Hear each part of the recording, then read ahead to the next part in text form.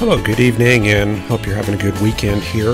It's kind of cloudy and gloomy here in Texas, but it's kind of a nice change because we're going to be getting into summer here, and the temperature is definitely going to be going up. Let's take a look at the charts this evening, and you can see how far that cold air pushed all the way down to northern Mexico. Winds out of the north there, and temperatures in the 70s and 80s. Then up in Texas, here's what the frontal system looks like. Get that centered there. You can see that the warm air mass, the warm sector, is trying to nose in there in West Texas. Temperatures up into the 80s and 90s in that area. And the warm front is actually kind of complex. It's most likely the warm front is something... I think, yeah, we would probably have to go with the placement here, maybe a little bit further up towards Sweetwater and Snyder. So something like that. This is the recovery of the air mass, starting to get the influx of tropical air. Not quite there just yet, but it is going to be gradually coming in from the south there. So that's where it's all going to begin, and out over Arizona and New Mexico. Looks like we have the tail end of that Pacific front stretching through that area. Elsewhere across the country, out east, we have the remains of that Canadian polar air covering much of the southeastern U.S. Temperatures there in the 50s and 60s. Then up in the northeast U.S., pretty cold there. Lots of 20s and 30s in that region, and this is all high pressure covering that region there. In the northern plains, we have an Alberta clipper heading south. So this is a 1003 millibar low in that area, and behind it we have the northeasterly winds blowing across North Dakota and South Dakota. The cold air mass has not progressed very far southwest due to the high elevation of the Rockies, and that's keeping most of the cold air dammed in the high plains. So out over the western U.S., the Great Basin area, this is the Pacific air mass coming in from the west-northwest there. And temperatures in that area mostly in the 40s and 50s. Looks like conditions have improved there in California. However, down in Southern California, we're probably seeing the tail end of that system just now clearing out of that region. So there's what it looks like in Southern California, and it looks like in the deserts temperatures are pretty warm, mid-90s in that region. So putting it together, this is the big picture here. There's the big Canadian air mass in the east, Pacific air mass in the west, a little bit of a reinforcement of cold air there in the Dakotas, and then out to the south, this is the warm sector trying to get its act together, wondering what's going on there in the U.S. with all the cold air. Okay, let's head to the charts and see how things look. Okay, we'll start out with the isobars in thickness. There's our outgoing system there near the Canadian Maritimes. So the cold front is going to be looking kind of like that right there, warm front extending out into the Atlantic. Then over the plains, we've got our Alberta clipper there, barely showing up, so that is a mesoscale feature. It's kind of below the scale of this chart, but it is there. We can pick that out on the digital atmosphere plot. And you can also see the Pacific high coming in. There it is right there, 1025 millibar high, and that's covering this entire region here. So that's giving a bit of a change to that part of the country there. There is still some cold air up to the north. We can definitely see that. Another blob of cold air there over the Victoria Island, that peninsula, whatever that is there. Anyway, yeah, that's more cold air.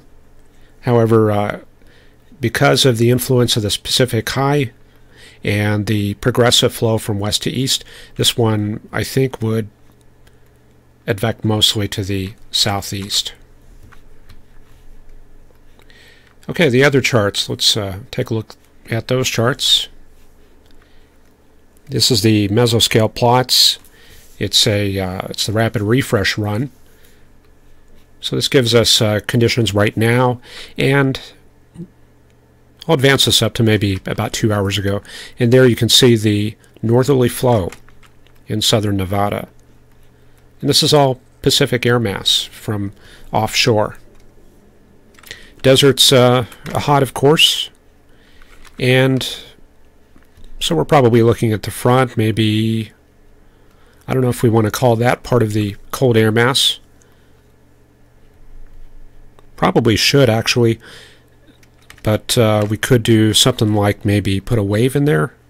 I think there's a little bit of troughing to support that.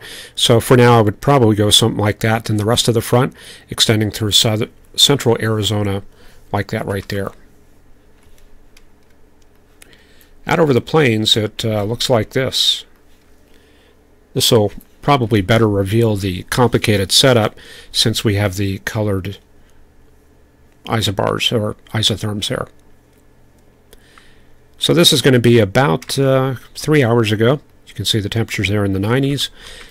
And we can trace that warm front, something like that right there, extending south through Big Spring and down to Sanderson and down to the Sierra Nevada Oriental there. So if we had a little bit more moisture, this could be a potent area for thunderstorms. Let's see how things progress over the next 12 to 24 hours. Yep, looks like we got some sort of wave there around the Lubbock area. So we got the cold air advection coming on the backside around Amarillo, Tucumcari, and Clovis.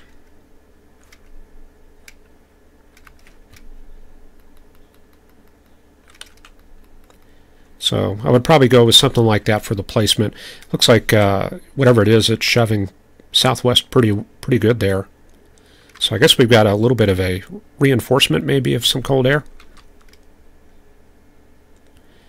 And for tomorrow, looking like this right here. There's the warm up there. Yeah, it looks like reinforcement, so that's probably shoved the western boundary almost all the way to the mountains. So we're probably going to have to wait till Tuesday for recovery.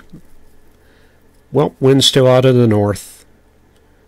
Some more cold air trying to come in there. However, yeah, now the winds are out of the south, so I guess our recovery is on Tuesday. There it is, strong southerly wind, and that should bring the front back up northward in that area. And with it, the moisture, of course. And by Wednesday, it looks like it's pretty much open season south flow there on the plains. Okay, let's check out the upper level charts. There's the 250 millibar analysis for this morning. Let me see if I can get the latest chart. Nope, not available. This is the latest one we have. So there's the jet stream showing a pretty progressive west to east flow. The Hudson Bay vortex looks like that's pushed a little bit to the east there. It's over the Iqaluit and northern Quebec area right there, up to the north. And some ridging coming in from the west. But in between looks like a bit of a trough there over the Great Basin area. Ridge over the northern plains, and a trough over the eastern coast right there. So we're going to kind of look for any weather along that trough there in the Great Basin area.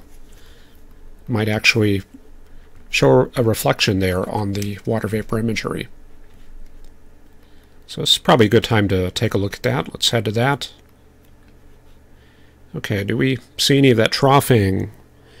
Yeah, I think we see maybe a little bit up here in the northern plains. Let me see if I can let that animation go. Maybe I'll speed that up a little bit.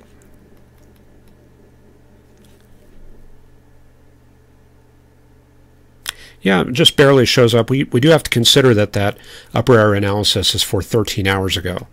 So either it's in this area here, or it's been moving very quickly, and we're seeing that right here. See that S shape to that wave there.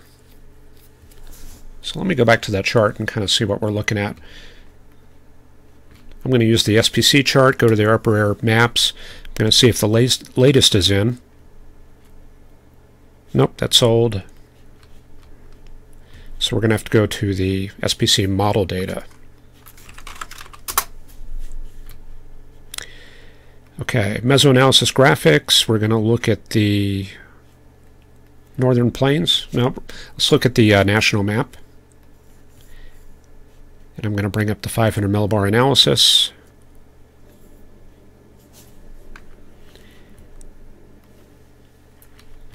Looks like a bit of a trough right here through southwestern Minnesota down to Nebraska, so that could be it.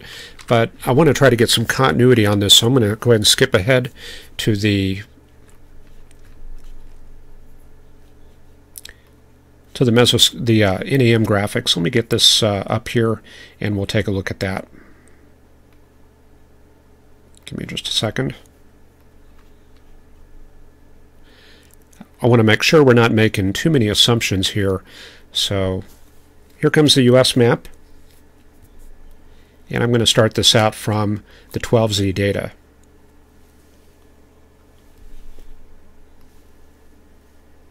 Okay, very good.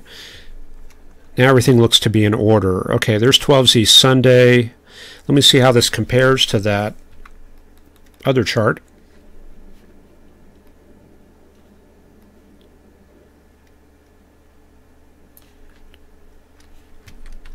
250. Okay, so I'm seeing the troughing there in northern Nevada and the ridging over the Great Plains. Oh, that's at 250. Let me match this up with the 500. Yeah, we're going to find the 500 millibar trough a little bit ahead of that. So there's how it looks right there. A small-scale trough over western Colorado and Wyoming, and then the ridge over eastern Nebraska and eastern South Dakota. So let me go back and match that up.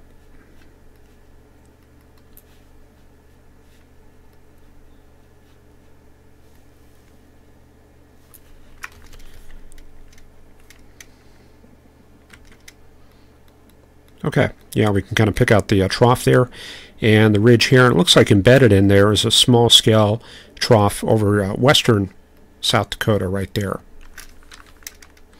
Okay, so now we've got a little bit better picture there, and we'll advance this forward and see how things change. So it looks like that trough over western South Dakota has moved eastward towards Omaha and southwestern Minnesota. So it's kind of in that area. It's kind of phased with a southern trough right there. So we're going to be seeing some weather in that area from southern Minnesota down to the Kansas City area and Wichita right there. So this is the area of ascent right there.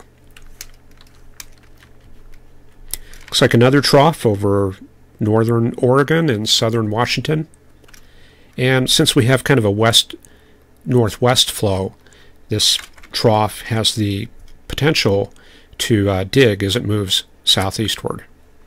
So let's see if anything comes of that. Yeah, there it is, amplifying a little bit. And that moves down into Texas by Monday night. So there's tomorrow night. That's going to be approaching the Red River. If we had a little bit more moisture, I think I would be concerned about thunderstorms as that approached. But this is very early in the air mass recovery cycle at this time, so I really doubt we're going to have that moisture there unless something changes. Lots of ridging coming in for Tuesday, so we should see a bit of a warm-up there on the high plains. Keep in mind that when we talk about troughs, most of the ascent is out ahead of the trough, and the same thing is true with ridges. So there's the medium scale ridge right there, and we're going to be expecting to see most of the subsidence in that area. And with subsidence, we expect to see warming at the very least in the mid-levels. And then looks like another trough coming into the northwest U.S., so that's where the weather's going to be around midweek. And then looks like another major trough heading into northern California, Oregon, and Washington there for Thursday.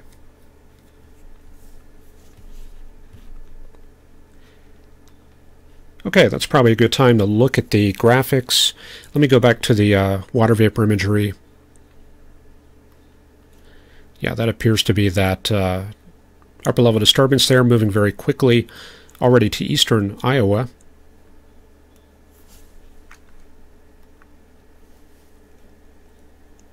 And we'll take a look at the chat, see how things are going tonight.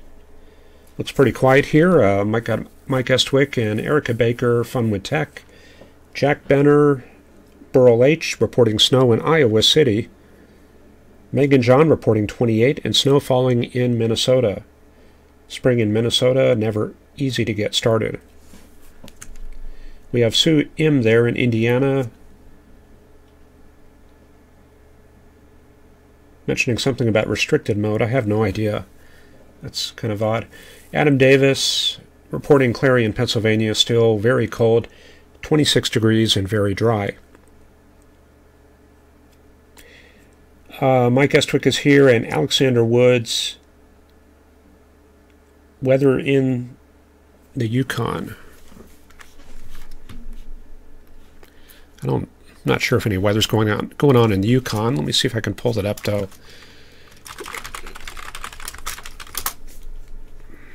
One easy way of getting the data from various locations is just going to Aviation Weather Center, go to their Meteor interface, and Whitehorse is going to be CYXY, and I like to get the trend to gives me kind of a better picture of what's happening. So hopefully you weren't talking about Yukon, Oklahoma, but this is Yukon, Northwest Territories, and we're showing very mild conditions, surprisingly. Temperatures up to about 45 degrees Fahrenheit, and partly cloudy weather, high clouds. Doesn't look like much going on in that region. Megan John suggesting a weather discussion on Wednesday afternoon. Having to do a weather discussion, need a place of interest to forecast. Well, we'll get to that when we get to the GFS, and hopefully that'll give you some ideas there. Okay, the sounding tonight does look very interesting. Here's the Fort Worth sounding. You can definitely see a frontal inversion there. See that right there? The sounding sloped very strongly from left to right with height. So if you go all the way up to about 6,000 feet above the ground, temperatures are almost in the low 60s there. You go down about 2,000 feet lower, temperatures are in the 30s. So quite a significant change there. No part of the column, however, is below freezing. There's the zero line. You have to go all the way up to about 15,000 feet to get into the freezing air. So there's basically no risk for any winter weather in Texas. And even though it is fairly mild, temperatures only in the low 50s, if it was a little bit colder at the surface, we would just be seeing cold rain most likely. A little bit further up to the north, let's go up to Oklahoma City. And they're also showing that frontal inversion topped out there at about 750 millibars. And you can see lots of modification of the air mass going on in the lowest 3,000 feet. Let's go to the west, Amarillo. We would expect to see a little bit thinner cold air, and it actually looks like we have an absence of cold air.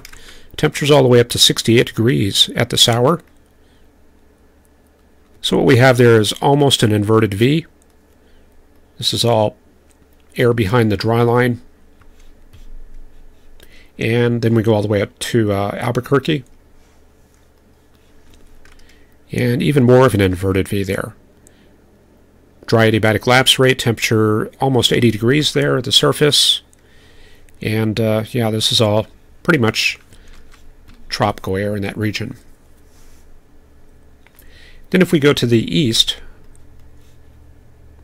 we could try Little Rock. Looks like the cold air is a little bit deeper, maybe up to about 10,000 feet. And I'm just going to do one more here and go all the way out to Roanoke, Virginia. That's in the mid-Appalachian region. And yeah, it's pretty cold there. They've had some modification of that air mass.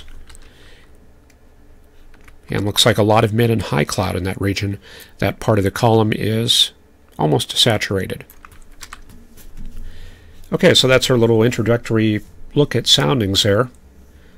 So let's go ahead and look at the forecast over the next few days, and I'm going to switch to the NAM there. Let me grab a water here.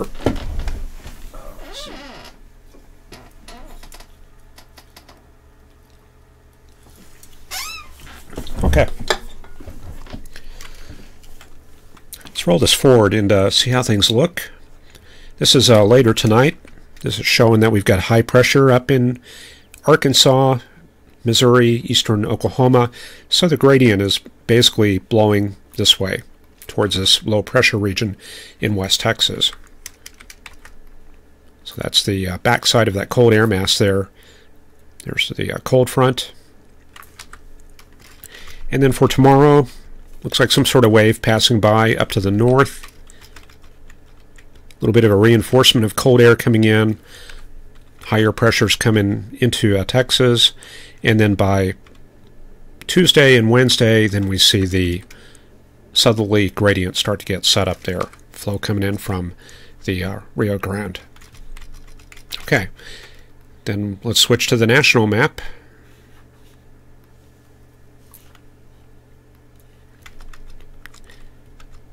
And yeah, there we can see the reinforcement of cold air, 1028 millibar high, and this is part of that little Alberta clipper that we're seeing up there in Iowa right now.